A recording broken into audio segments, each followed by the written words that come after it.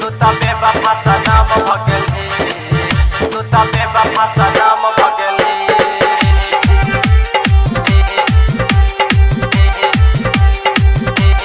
Music by Riya studio Khagaria. तू त बेवफा सनम भगल हे। जिंदगी भर का नहीं के तो गम दे गली, जिंदगी भर का नहीं के तो गम दे गली।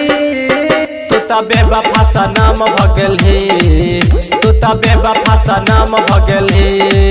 देख जिंदगी भर ले गम दे गली, तू त बेवफा सनम भगल हे। जिंदगी भर का नहीं के तो गम दे गली, जिंदगी भर का नहीं के तो गम दे गली। तू त बेवफा सनम भगल हे, तू त बेवफा सनम भगल हे।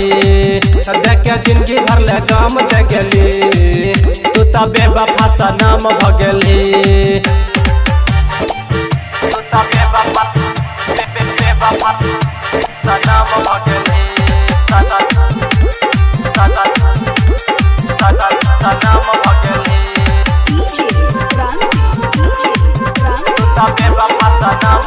हे। कली घात गे छोरी साथ गे, दिल हमर दिली दुखा।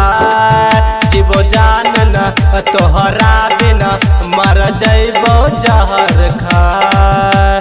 हसत बारे अखिया में नाम दे गली, हसत बारे अखिया में नाम दे गली। तू त बेवफा सनम भगल हे, तू त बेवफा सनम भगल हे। देख जिंदगी भर ले गम दे गली, तू त बेवफा सनम भगल हे।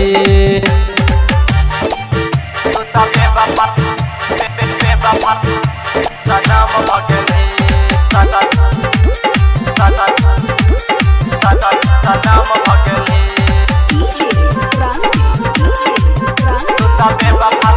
भगल हे। बेदर्द गे मैं हद गे राचई है हमर खून से। सजनी राज के छोड़ चला जेबे रेबे पियावा संग जुनून से।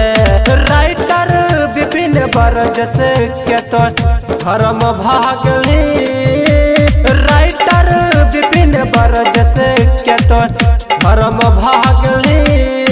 तू त बेवफा सनम भगल हे, तू त बेवफा सनम भगल हे।